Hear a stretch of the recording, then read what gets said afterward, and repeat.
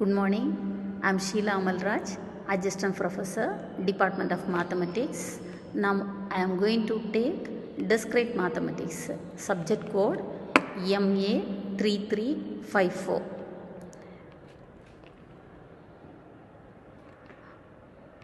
Course outcomes of the Discrete Mathematics.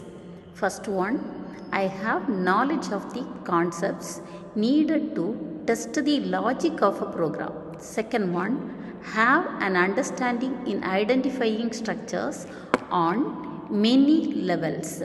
Third one, be aware of a class of functions which transform a finite set into another finite set, which relates to input and output functions in computer science. Fourth one, be aware of the counting principles. Next one, be exposed to concepts and properties of algebraic structures such as groups, rings, and fields. Applications of discrete mathematics. Discrete mathematics can be used in many fields of mathematics, from computer science through telecommunications, operations research to crystallography. Its application in everyday life, computers and network. A lot of people are connected through social media on Twitter. Cities and roads are connected by the US highway system.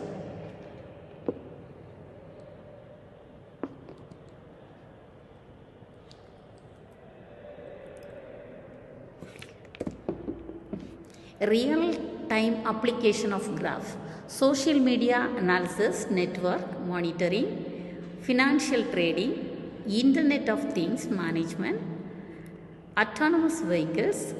The best example of graphs in the real world is Facebook. Each person on Facebook is a node and is connected through edges. Thus, A is a friend of B, B is a friend of C, and so on. Now, what is a graph? A graph is mathematical structure used to represent a set of objects and the connections between them. The objects are called vertices or nodes. The connections between them are called edges or links. Diagrams are given. Examples of the diagram. Based on the diagram, nodes means a finite non-empty set of points. Edges, a set of pairs of vertices that represent the connection between them. Formally, a graph G is defined as G to V, E, where V is the vertices and E is the set of edges, representing connections between pairs of vertices. Based on the above diagram, edge means a connection between two vertices showing a relationship or pathway. Adjacent vertices, two vertices that are directly connected by an edge. Degree of a vertex, the number of edges incident on a vertex. In a directed graph, we distinguish between in degree and out degree. Path means a sequence of vertices connected by edges with no vertex repeated. Cycle, a path that begins and ends at the same vertex, forming a closed loop. Connected graph, a graph in which there exists a path between every pair of vertices. Subgraph, a smaller graph forming used a subset of the vertices and edges of a larger graph. Loop, an edge that connects a vertex back to itself. Parallel edges, two or more edges that connected the same pair of vertices. diagram based on this one. Diagrams also given. Edge example, the line between the vertex 3 and 5 is an edge. Vertex example, 1 comma 2 comma 3 comma 4 comma 5 comma 6 are vertices, and adjoint vertices examples 3 and 5 are adjacent because they share an edge. Example of degree of a vertex. Vertex 3 has degree 3 connected to 1 comma 4 and 5. Path examples on path is 1 to 3, 3 to 1, 1 to 2, 2 to 6. And cycle examples 1 to 3, 3 to 4, 4 to 2, 2 to 1 forms a cycle. Connected graph example, from vertex 5 we can reach vertex 6 via 5 to 3, 3 to 2, 2 to 6. So this graph is connected. Now two types of graphs. First one is directed graph and the next one is undirected graph. First, directed graph, given the diagram, a graph in which the direction of the edge is defined for a particular node is a directed graph. Undirected graph, a graph in which the direction of the edge is not defined. So, if an edge exists between node U and V, then there is a path from node U to V and vice versa. Diagrams are given below. Then connected graph, a graph is connected when there is a path between every pair of vertices. In a connected graph, there is no unreachable node. Complete graph, a graph in which each pair of graph vertices is connected by an edge. In other words, every node U is adjacent to every other node V in graph G.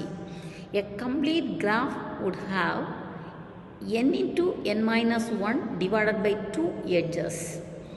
Biconnected graph, a connected graph that cannot be broken down into any further pieces by the deletion of any vertex. It is graph with no anti-circulation point. Some important graphs with the diagrams are given. First one is a regular graph, a graph in which every vertex x has the same or equal degree. A k regular graph means every vertex has k edges.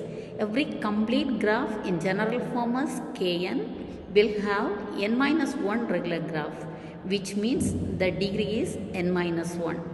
And next one, bipartite graph. It is a graph G in which the vertex set can be partitioned into two subjects U and V such that each degree of edges G has one end in U and another end point in V.